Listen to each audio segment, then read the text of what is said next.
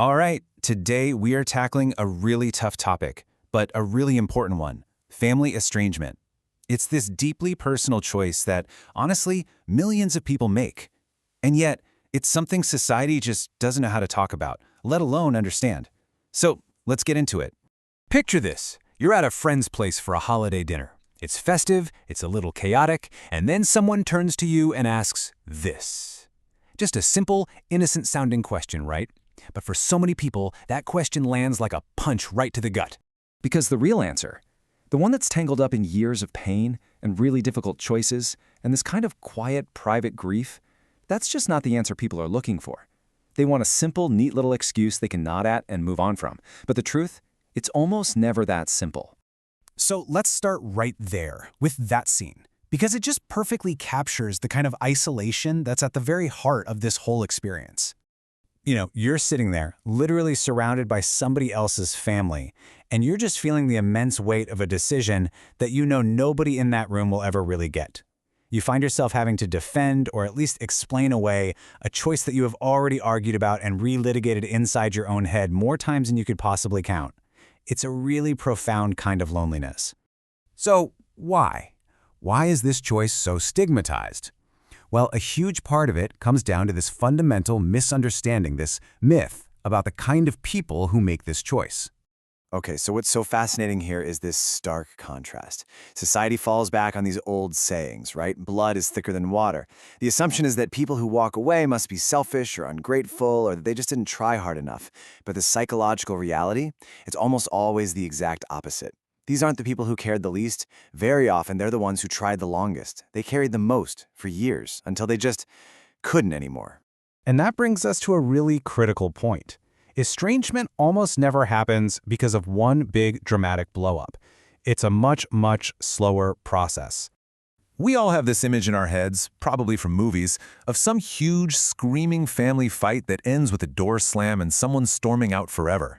But according to researchers like Dr. Carl Pillemer at Cornell, that's rarely how it goes down. The real cause is more like a tiny leak in the ceiling. Just this slow, steady, drip, drip, drip of painful interactions. Little moments spread out over years, sometimes decades, that just slowly wear away at the very foundation of the relationship. So what are these drips? Well, psychologists actually have a name for this pattern. It's called emotional invalidation. And it's what happens when the very people who are supposed to make you feel safe and seen instead consistently make you feel like your emotions are wrong, or they're an inconvenience, or that they just don't matter. And this just lays it out so clearly. This is what it feels like in practice. It's that constant feeling that your needs are a bother to everyone else. It's when your sadness or your anger gets brushed off with, "Oh, you're just being too sensitive." And then, finally, it's that crushing realization that the person you actually are just isn't welcome in your own family. So after years and years of this slow erosion, a person eventually hits a breaking point, a moment of really painful clarity. This quote from Dr. Pillemer's research is really the heart of the entire thing. It's not about giving up. It's a conscious calculation. It's realizing that the emotional, the mental, and sometimes even the physical cost of staying in that relationship has become unbearable. It's become more damaging than the very real, very deep pain of walking away. So the decision is made. But what happens next? Well, it's usually this really complicated cocktail of emotions that most people are not prepared for. First, there is absolutely grief. A deep, deep mourning. Not just for the family you had, but for the family you needed, the one you wished you had and never got. And right alongside that comes the guilt, that nagging little voice that asks, should I have tried harder? But here's the crucial thing to understand. That guilt isn't proof that you made the wrong choice. It's proof that you cared. It's proof that you had so much love to give and it just didn't have a safe place to land. But then, mixed in with all that grief and guilt, many people describe something else entirely, something they never saw coming. And that's quiet. The constant background noise of anxiety, of bracing yourself for the next hurtful comment or judgment, it just stops. And this is the best way I've ever heard that quiet described. It's relief. It's the feeling of finally setting down a heavy weight that you've been carrying for so long you didn't even realize how heavy it was. It's the freedom to finally hear your own thoughts again.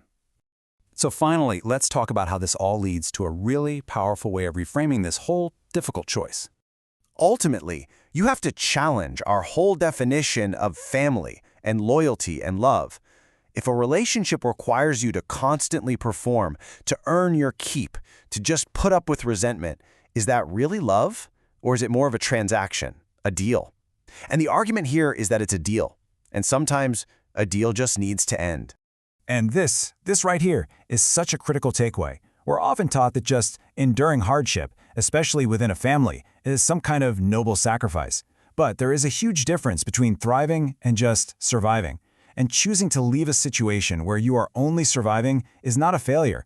It is an act of profound self-worth. And that really brings us to the final thought. For anyone out there who is wrestling with a difficult relationship, whether it's with family or someone else, this is the fundamental question. It's a choice between continuing to just get by in a dynamic that hurts you, or taking that incredibly brave and devastatingly hard step toward a life where you can actually finally live.